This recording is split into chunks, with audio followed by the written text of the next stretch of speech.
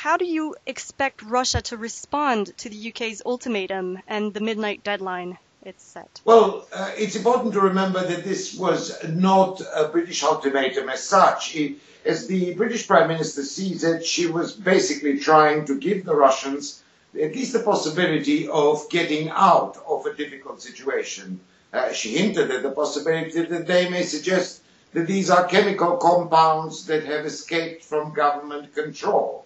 But it is already clear that there is no one in Moscow in any mood whatsoever at the moment to take that elegant way out and to prevent a much bigger showdown. In fact, within minutes after the British Prime Minister spoke, the Russian Foreign Ministry spokeswoman dismissed the entire thing as, quote, a circus. And all the torrent of abuse that is spewing out of officially controlled media in Moscow indicates that the Russian response would be a mixture of a shrug and an ironic rebuff. So which measures do you expect the British government might now take against Russia? Well, the corollary, or if you wish, the downside of the rather unusual way that the British government has behaved, whereby it didn't immediately point the finger at the Russians, but it did give the Russians a possibility of a way out. Well, the downside of this is, of course, that when that fails, which would be on Wednesday, there would be an expectation of a British response that is very, very serious. We can't just simply go like last time on the previous assassination of Litvinenko in London by sort of simply putting in an arrest warrant for unspecified potential assassins. It would have to be a very serious diplomatic response, which may, as current things include, even the possibility of expelling the Russian ambassador in London. Well, yeah, that was my next question. What does it need to do differently to give the impression that this time it's taking a tougher stance than with the Litvinenko case 12 years ago? Would it have to be that, the Russian ambassador being expelled? What more could it be? Well, it could be that, or it could be crippling the Russian embassy in London by expelling a great deal of the personnel at the embassy. Let us remember, we're not going to go to war against Russia over this. What we're talking about is two elements that could be very convincing as far as the British government. The first is the immediate diplomatic response, and the higher up the diplomatic rank it goes, the more powerful the message at least would be. And secondly, an indication that Britain has the support of its closest allies in Europe about this. I think what will be watched very carefully in Moscow is if Britain is out on a limb on this one, or if the British government manages to carry its allies with it. One of the reasons why British Prime Minister Theresa May has adopted the rather unusual process of giving the Russians a way out is precisely in order to persuade the rest of the Europeans that this is not a trigger-happy British government just willing to lash out at Russia. That if we do have to lash out at Russia, we do so after very careful calculation and, of course, on the hope that our allies in Europe will support us. So what would hurt Russia the most? I mean, are financial sanctions really effective?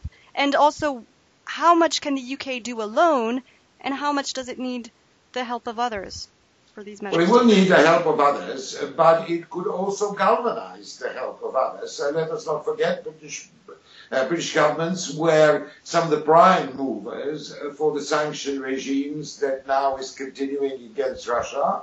And we have a new coalition government in Berlin. We have some arguments in Paris that the sanctions may be lifted. We may have a new Italian government that may also have wanted perhaps to lift the sanctions. So I think the Russians would find that their altercation with Britain came at a very inconvenient time for them. That if there were any movements in Europe to begin to relax the economic sanctions of Russia, all this has now gone out of the window because of what the Russians are alleged to have done in the UK. So there will be a price to pay from Moscow for it, although, of course, As things currently stand, it appears that President Putin in Moscow believes that there is no hope for any good relations with the West, and that therefore it's his turn to tear up completely the rule book of international behavior. Yeah, I'm sorry, but who, if anyone, stands to gain from this standoff? Is it Putin? Well, I think that there is an argument that somehow Putin can gain. What he has indirectly hinted to us is that the fact that the old rules that were respected even during the Cold War by the old Soviet Union KGB, which is that you do not touch security agents that have been exchanged as part of a spy swap, and you don't willingly engage in murders, organized state murders on another country's territory, that by basically ignoring all these rules, I think there is a view in Moscow that somehow that will make the Russians more frightening, somehow that will make the Russians be taken more seriously in the West, and this is all part of the so-called hybrid warfare. There is also the argument that somehow what they have done will be a warning and a deterrent to others that may be considering betraying Russia. It's not our logic. It may be a warped logic, but that's the logic for Moscow. Maybe just one last question. Could this spoil the World Cup? Could you really think the retaliation could escalate to the World Cup? I think that the discussion about the World Cup is not very clever. Yes, it is possible that some ministers in the UK will not go to Russia for the World Cup as initially envisaged. Indeed, it's very likely that that would be the case. But I would counsel against any ideas of boycotting the World Cup, partly because this is self-defeating and partly because it doesn't work. Let us forget, a lot of the British Olympians ignored the call for boycott in the early 1980s when the British government decided to join the Americans in boycotting the Olympic Games held in Moscow.